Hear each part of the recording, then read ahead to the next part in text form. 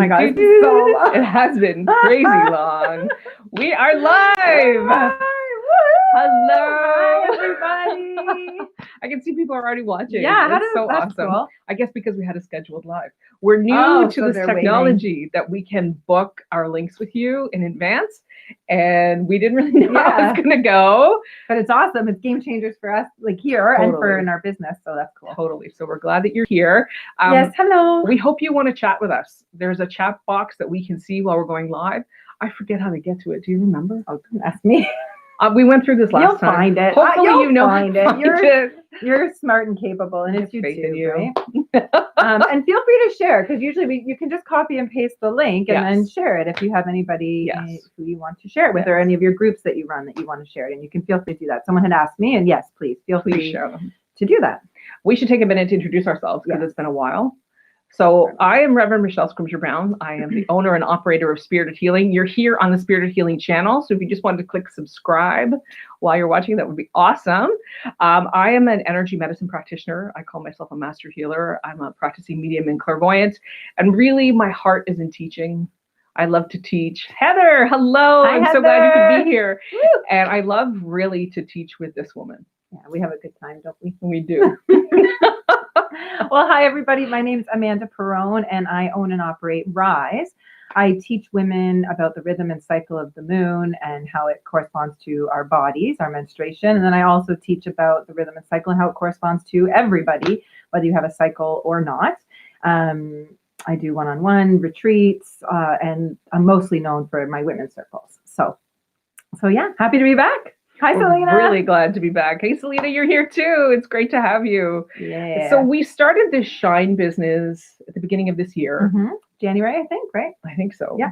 Because we really It was a New Year thing that we said. Yeah. Our resolution. Mm-hmm. And then the global pandemic just, threw in so much fun to 2020. I was going to make a joke. You might not have heard, but there was this little thing that stopped life. Yeah.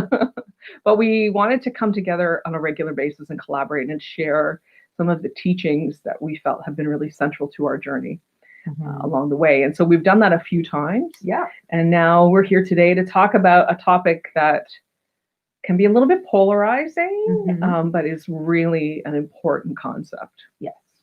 And so we put it in the topic here. We're talking about discernment today, using our judgment and using discernment as an action to move us forward into more authentic versions of ourselves, help us create in a more authentic way, and to feel good about what it is that we're creating. Yeah, 100%. Yeah. And, I want to take a moment to talk about that word authentic, because we use it a lot. And for me, authenticity comes back to being true to yourself, which is really at the heart of respect, don't you think? Yes. So you're respecting yourself and what you know. Yes. And like born out of self-acceptance and self-love.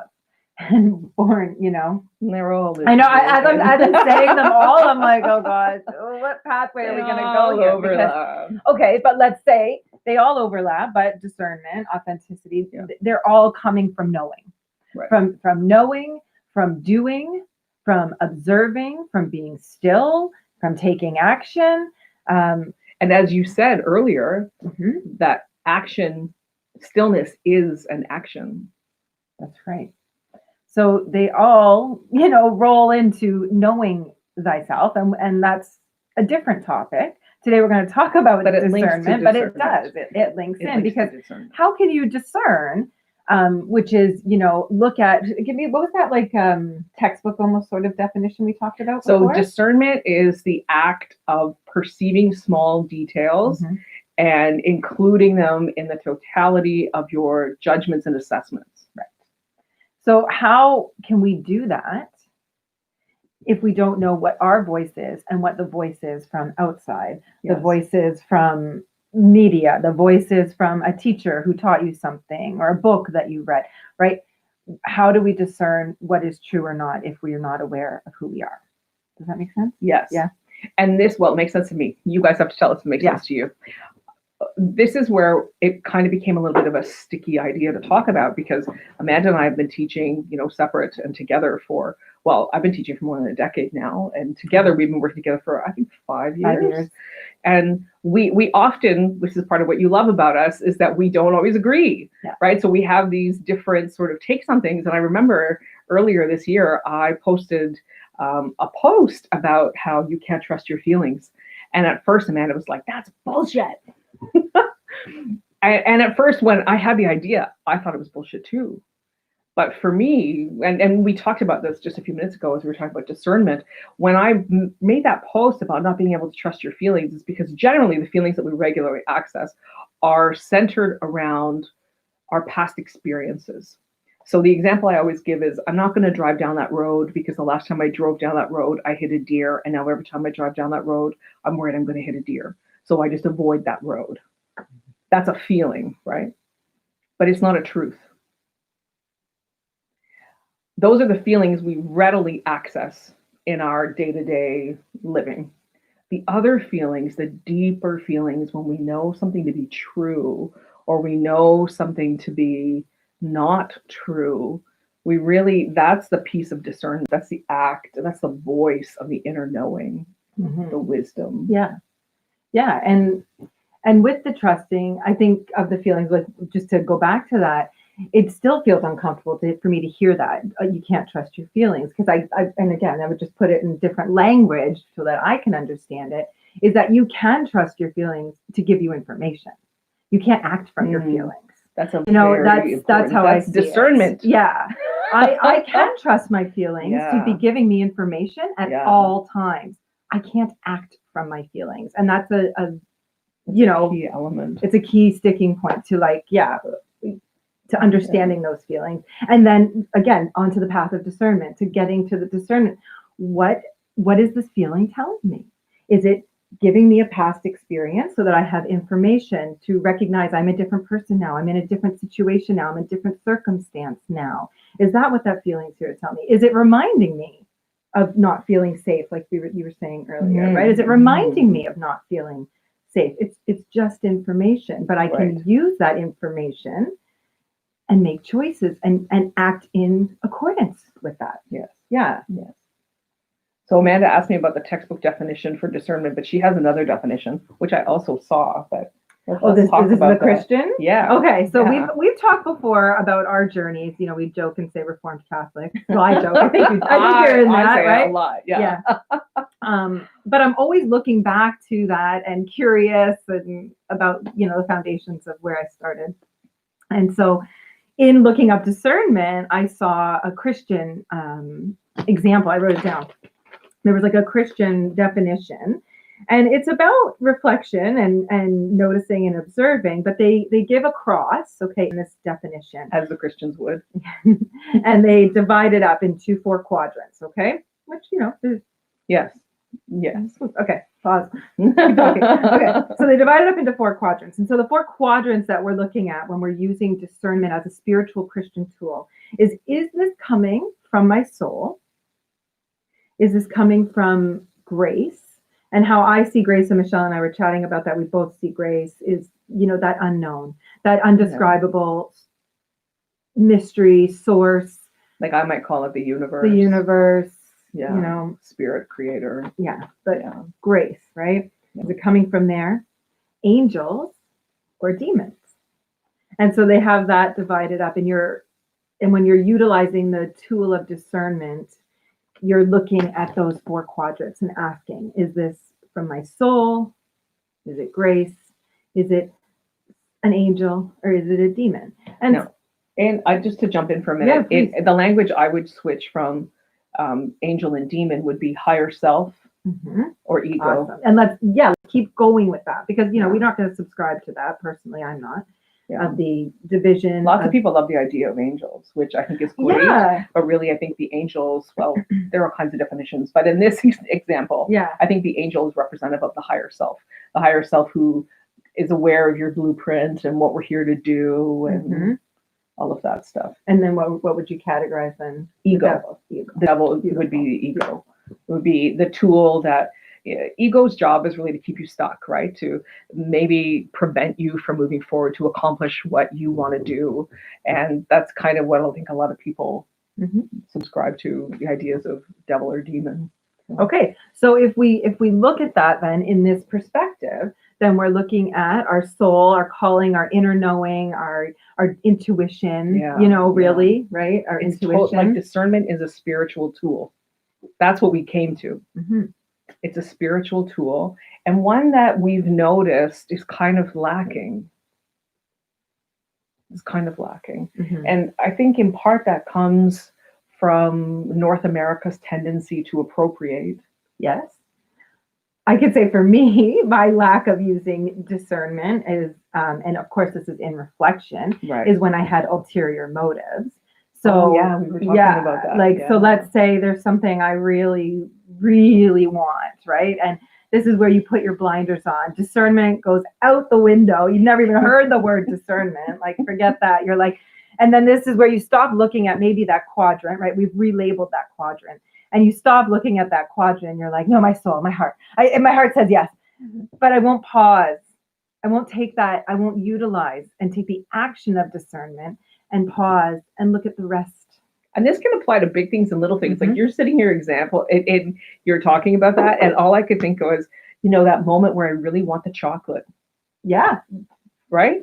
Like, and it can apply to any kind of addiction. Of course, food can be an addiction. Yeah. But like, this is what I need. And so you can very easily convince yourself, yes. Well, I've had a hard day. I'm on my period. Sure. My kid's been out of control. I just need the chocolate. Where discernment would be like, no, what you actually need is probably a timeout. Right. You need to go outside and lay in the grass by yourself.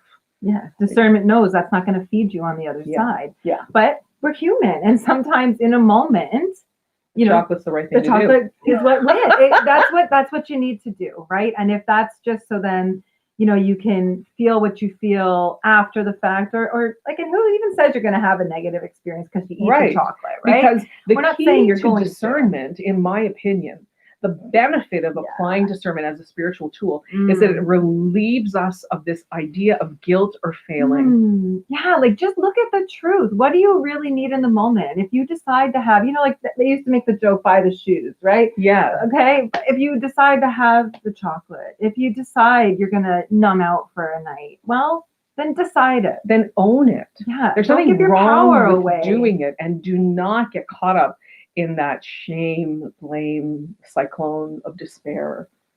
Yeah. Well, because as you're saying it, I'm like, that's so many times where I've given my power away, where I make up these reasons as to why it's not going to happen now and why that's the best choice. And I'll maybe blame someone outside of me or a circumstance, right? And that's my permission to make the choice that I just always wanted to make anyway.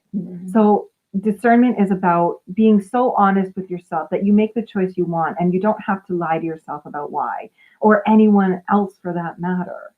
It's right for you because you've been brave enough to look. I'm careful with that word brave, but it is challenging to look sometimes at all the factors, especially when you really, really want something. Yeah. Okay.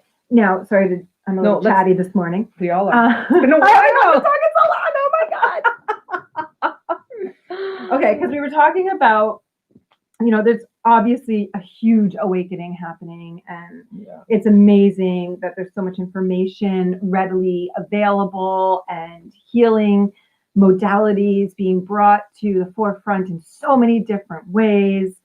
And this can become an issue because there's just an oversaturation, of information, especially when you're first starting. And an overwhelming number of people who think they have the answers because they've done a little bit of work. Have you guys heard of what's it called? The Bunchadal effect? No. It's this XY axis grid. Okay. That shows here on the bottom is how much information you have, how much knowledge you have, how much experience you have. And here is how much confidence you have. And this, I forget what it's called. If you guys know what the proper term, please comment it here. It says that the least amount of knowledge that we have, the more confidence we have in what we know. right? So I like love when that. we Okay, were I'm gonna first bookmark. starting out, we thought we had all the answers, right? That's so funny. And then as we get more information, the confidence drops. Yeah. Drops and drops. Oh, Because yes. because we I have to look this up. we recognize that we only know what we know when we know it. And That's we really good. sink into That's the truth good. that there are no absolutes and this is what's happening right now. But the challenge with this is that we can do real damage when we're here Yeah. with little bit of information and all the fucking confidence in the world. Yeah. We can do a lot of damage, and we see this a lot with people misusing tools, with people who think, you know, everybody and their dog is a Reiki master now. Would you agree? You're probably a Reiki master. I am. I am. I don't tend to use it as a I title, don't either. Yeah. but I am. The Yeah. challenge for me with it is that it's just really watered down, and it's a really accessible title, which is not a bad thing because we need to have. Yeah, like I want to be so careful here. Yeah, of and course. it's not to like when I do Reiki, like I love Reiki. It is my foundation. It is the bedrock upon which I have built my practice. Mhm. Which I'm so sad I'm still in pandemic because it's my 10-year anniversary. I really wanted to have like a celebration of that, but it'll come in other ways. It always does. Can I give another side of that coin in that, like, so we were talking about how, you know, I don't really use that title, Reiki Master, Mhm. and I'll tell you why. And for me, I think it's a little different with you, if I could just say, because it Yeah. is the foundation, and you Yeah. are tuned through a very close lineage, and it's like a little Yeah. bit different. Where for me, Michelle's like studied Reiki.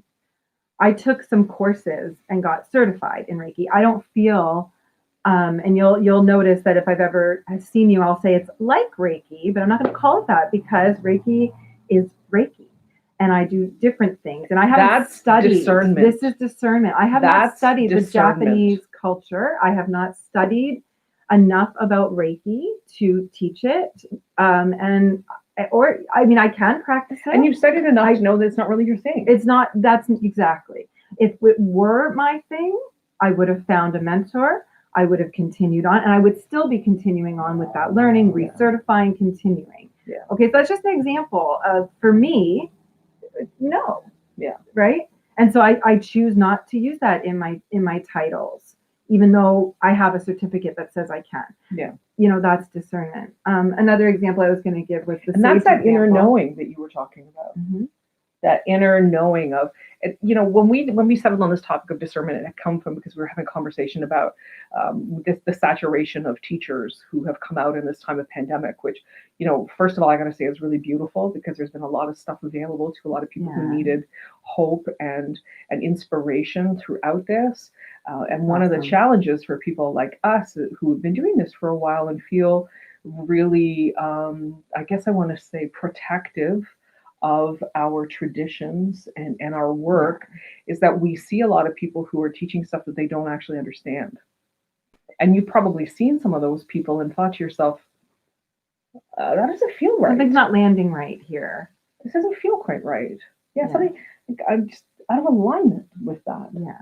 Or maybe you come away from the experience feeling out of alignment. That's something that happens, is maybe you've gone for an experience of healing and you come away and the next day you're not feeling so great. And sometimes I'll see, and it's so challenging, right? I'm choosing my words so carefully. Because sometimes that has to happen. Because sometimes that is part of the process. But the example that I shared with Amanda was there was somebody who I know, a peer in my circle, that when I'm with that person, I feel so special.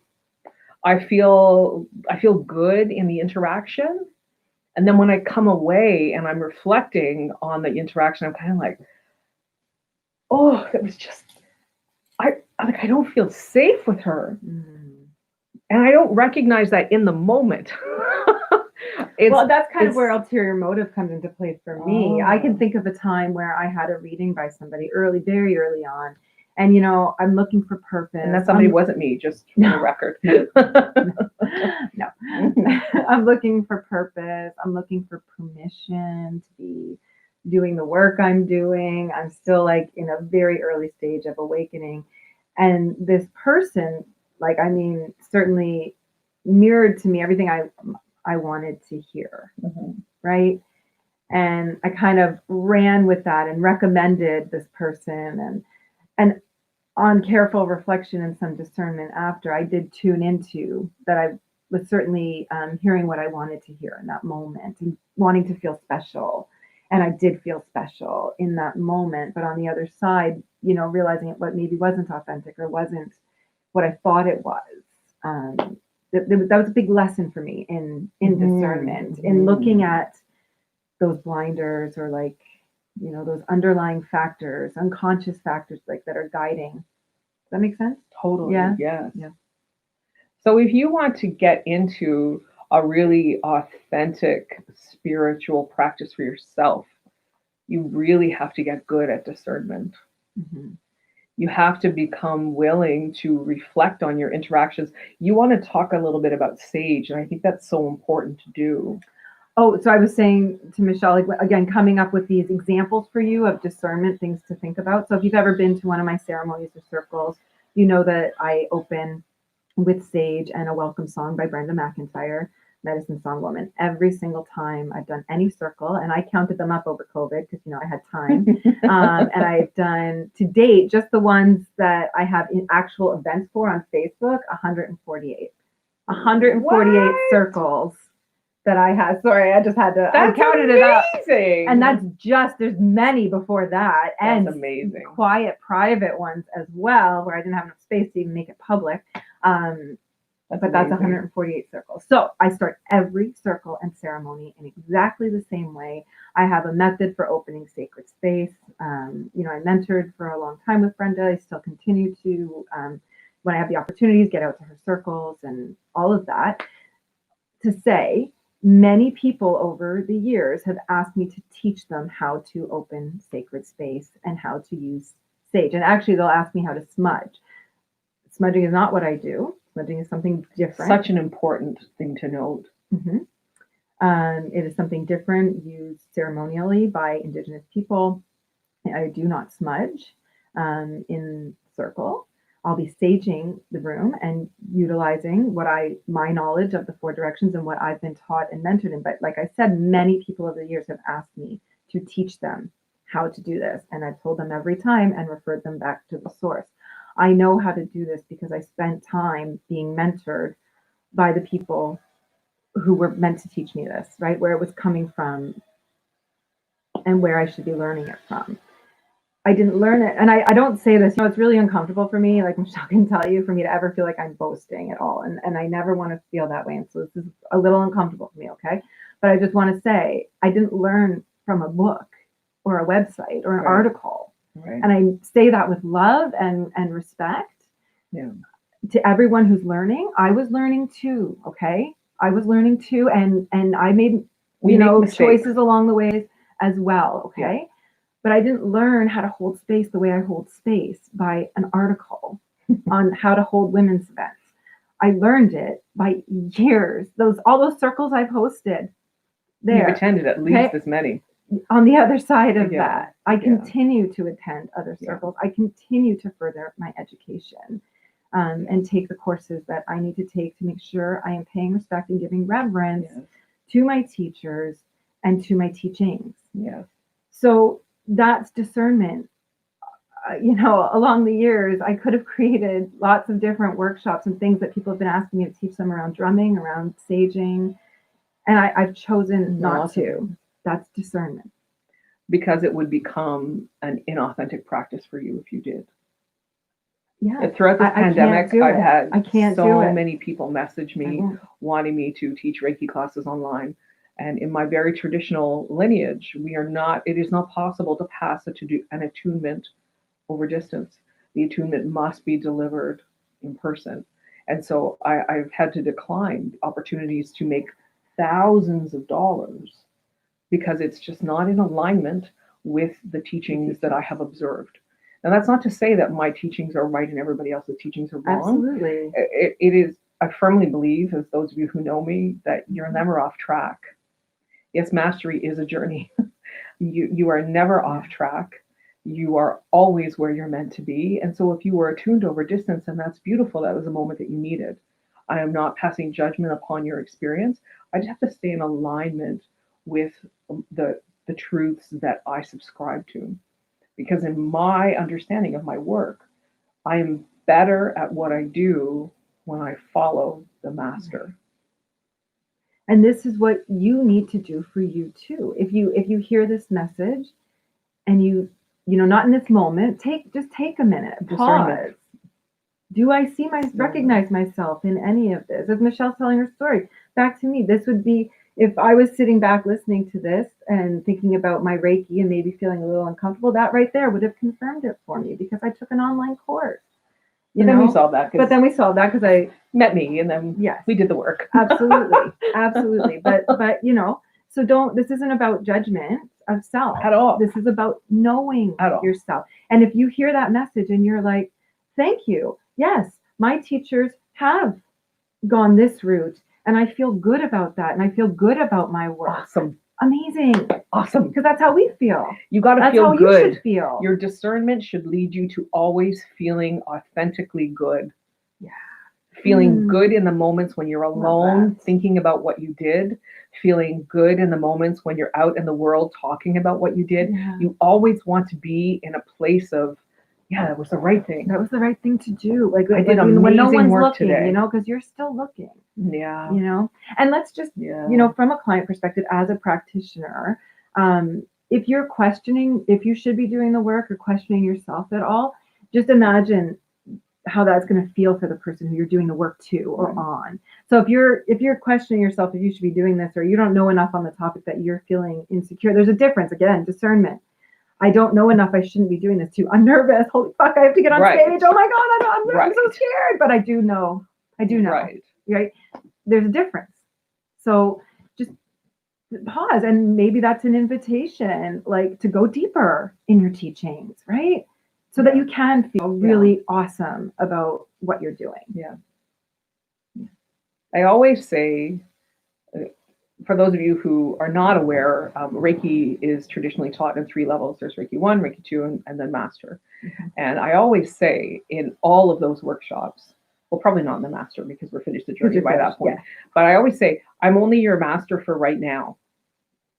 Because the master who you are called to your teacher, and that applies to Reiki, that applies to Beam, that applies to intuition, that applies to all of the stuff that Amanda teaches. You find your teacher who's your teacher for that moment. And your discernment, if you're really engaged with yourself, will show you when the new teacher shows up. Right. And sometimes I'll be the teacher all the way through the journey. And that's a true blessing when that happens, but it's not an expectation. Mm-hmm. My expectation is that you're going to use your discernment to find the teacher you need in the moment you're in.